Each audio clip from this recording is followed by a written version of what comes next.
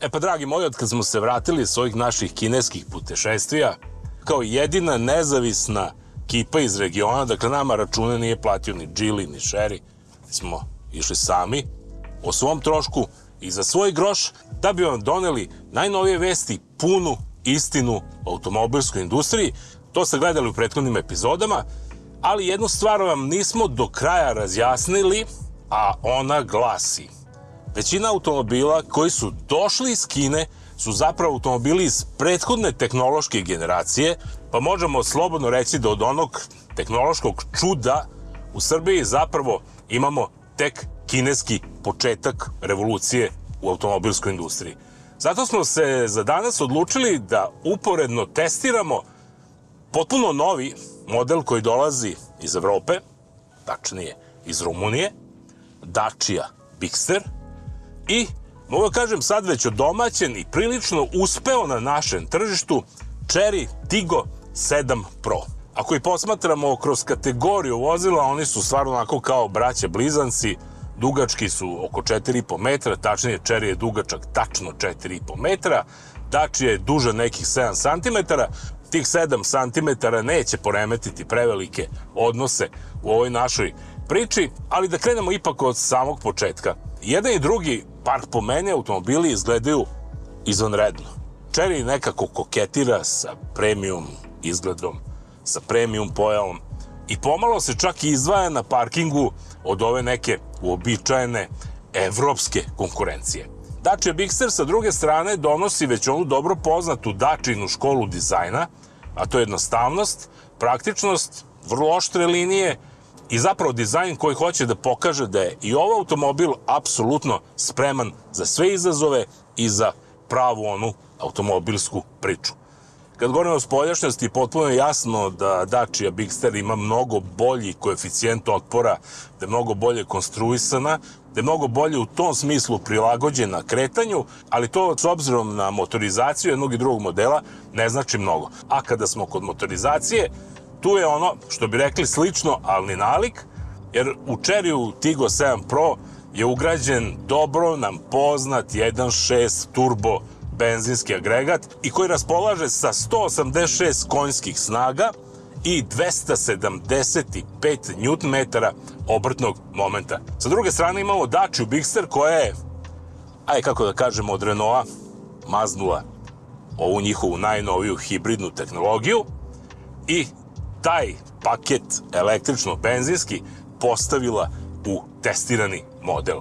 A to znači ispod haube atmosferski, četvorocilindrični, 1.8 benzinski, kojemu pomoć dolazi električni motor sa 48 konjskih snaga, što sve zajedno čini da Dacia Bigster ima onih prosečnih 155 konjskih snaga, ali vrlo zanimljiv obrtni moment koji je oko 370 Nm, jer obrtnom momentu klasičnog motora koji iznosi 172 Nm treba još dodati i 205 Nm obrtnog momenta električnog motora koji se razvija odmah, a to ćemo kasnije vidjeti zašto je to pozitivno za Dacia Bigster. Jedan i drugi imaju pogon na prednje točkove.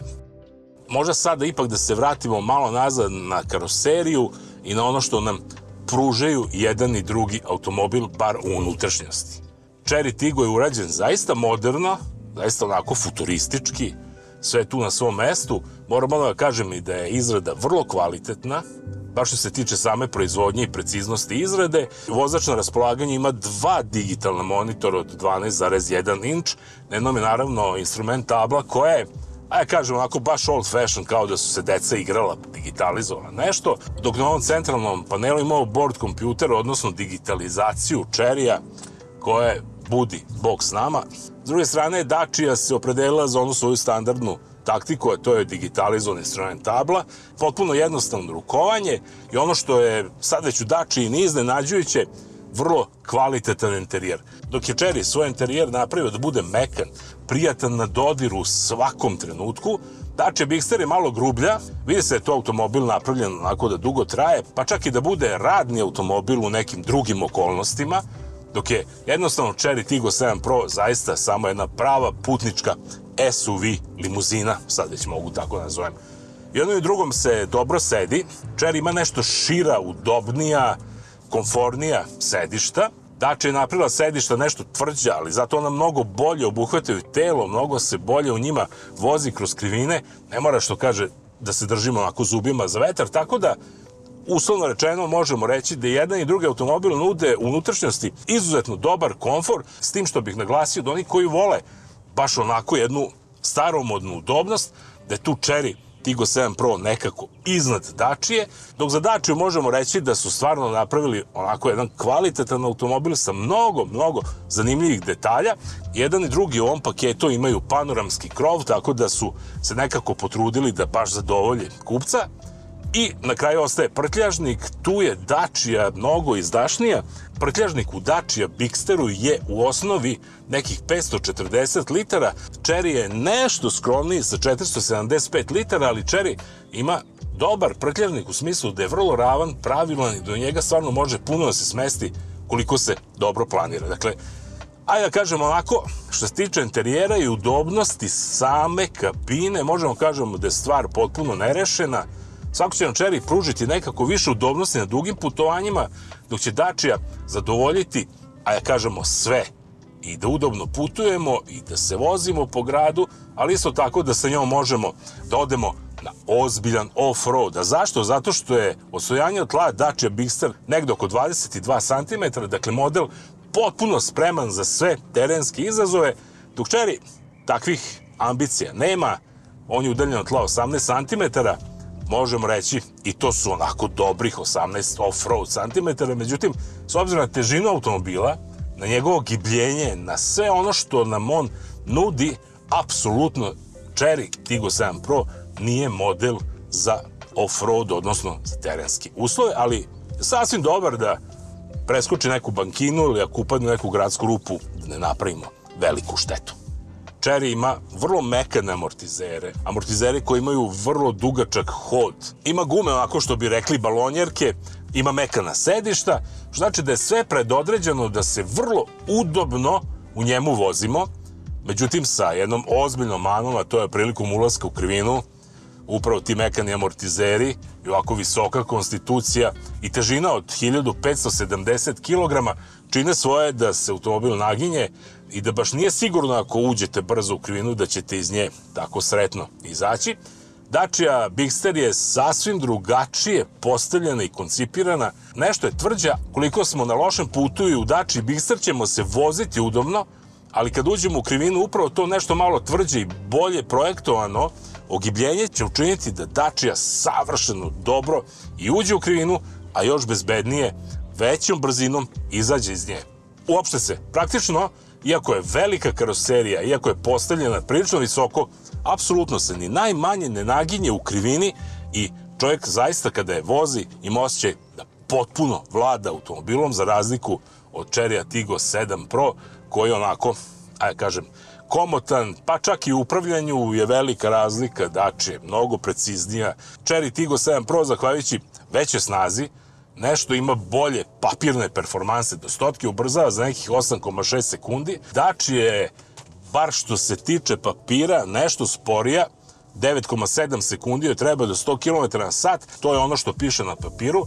Subjektivan osjećaj je da se Dacia Bigster mnogo bolje vozi, da se mnogo bolje odaziva na papučicu gasa, a tajna je u električnom motoru i onom ubrzanju od 0 do 60 km/h dolazimo do onog obrtnog momenta od preko 300 Nm koji su apsolutno odmah na raspolaganju. Dacia Bigster skače, onako što bi rekli, kao oparena na semaforu, dok je kod Chery Tiggo 7 Pro ta stvar malo onako, ajde da krenemo pa da se zaletimo, pa onda opet da kočimo.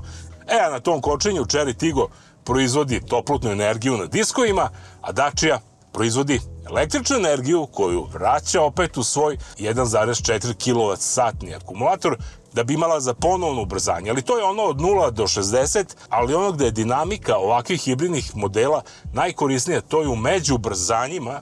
Dacia Bigster, kada pretičemo neko vozilo ispred sebe, to uradi za tili čas, upravo zato da se opet angažuje taj momentalno veliki obrtni moment, dok je kod Chery-a preticanje jedna prava avantura.